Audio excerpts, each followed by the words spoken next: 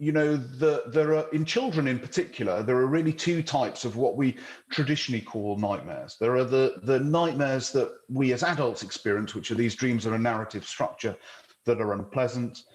Sometimes they can be associated with a little bit of anxiety, or sometimes they can be associated, particularly in adults, with something that's disrupting REM sleep or dreaming sleep. But for the most part, they are not of any great significance. In children, what's very common is something called night terrors. So these are experiences in the middle of the night where the child will appear to be incredibly distressed, will be interacting with their parent, will be shouting or screaming, but actually the following morning will have no recollection whatsoever of having had one of these. And these are actually a variant of sleepwalking. They're something called a non-REM parasomnia, are entirely different.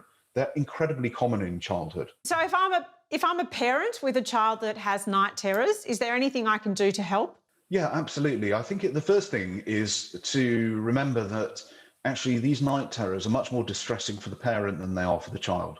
Most children have absolutely no recollection of having had a night terror. In night terrors, what we think is happening is that certain parts of the brain are very wide awake, parts of the brain, for example, responsible in emotion, in fear, whereas other parts of the brain are deep asleep. And one of the parts of the brain that's very deep asleep is the part of the brain that's responsible for memory, which is why children often have very little memory of this. So just simply understanding the fact that whilst it's very distressing for you, for your child, it's not distressing, helps enormously. The key thing is to provide reassurance and to guide the child back to bed as quickly as possible. Now, in children, we tend to avoid medication as much as possible because the likelihood is that most children will grow out of these relatively quickly.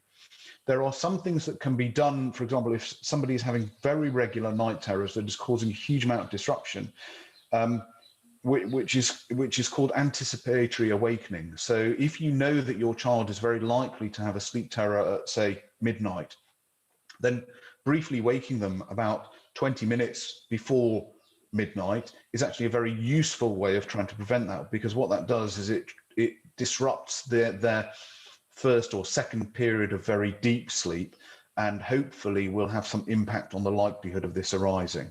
But I'm afraid that in many cases, it's just a situation that you have to await to pass. Do kids grow out of having nightmares? Yeah, the vast majority of children will grow out of it.